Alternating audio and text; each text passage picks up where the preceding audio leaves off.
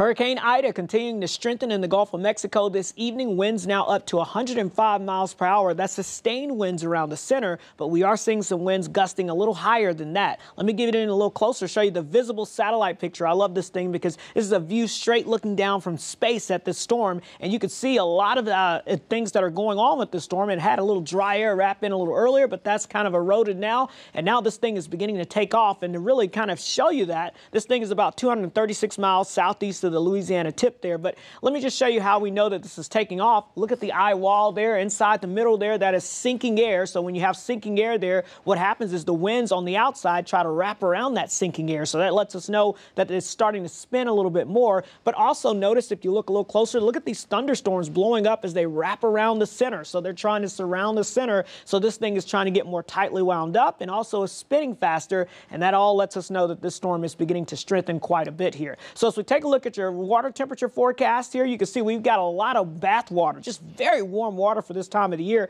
and tropical systems love to thrive off of that. So as this system, already a Category 2 hurricane, begins to move into that very warm bath water, this system is going to continue to strengthen. It's like the gasoline or the fuel to help these storms really get going. Once they get a hold of this, then if there's no wind shear, if there's nothing to really inhibit it from taking off, then that's what happens with these storms. They really start to strengthen. So the latest track from the Hurricane Center now again has this becoming a Category 3 tonight. And notice as we get into your Sunday, that's a Category 4 hurricane before making landfall there in southeast Louisiana with winds of 130 miles per hour. And then after that, we'll see the system kind of take the long way across the Mississippi River and then eventually into the Tennessee Valley. But notice, because it's going up and around us because of an area of high pressure to the east, that means that most of the activity with this weather, with the storm system, will be just off to our west. So that's going to save us from seeing the brunt of this system moving overhead, but still we may see a few impacts locally. Let me show you where the hurricane warning's in, because I want you to notice as well. Notice, yeah, we've got hurricane warnings along the coast,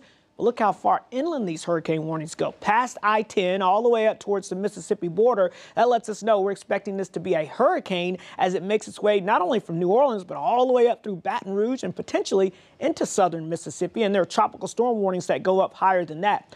Also, notice the length of storm surge warnings that are in effect there from the Alabama-Florida line all the way over through Louisiana. As this Category 4 hurricane moves in, it's going to pull in a wall of water about 7 to 11 feet high. That's going to create quite a bit of flooding, and that's why the evacuations or people being urged to evacuate, because there's nothing to stop that wall of water. Again, as I mentioned earlier, thankfully, this area of high pressure blocking this system from moving into our region. So you'll see how it steers it into Louisiana.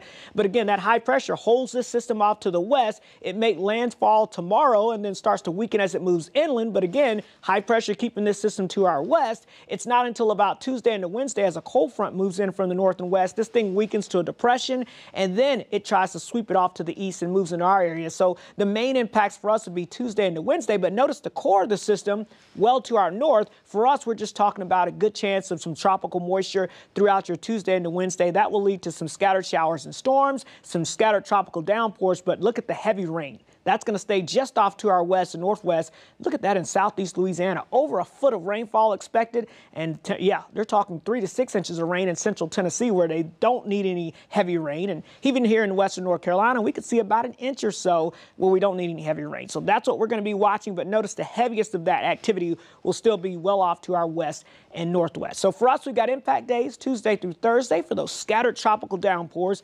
isolated heavy rain threat, and isolated severe storm threat. But again, this will not be widespread.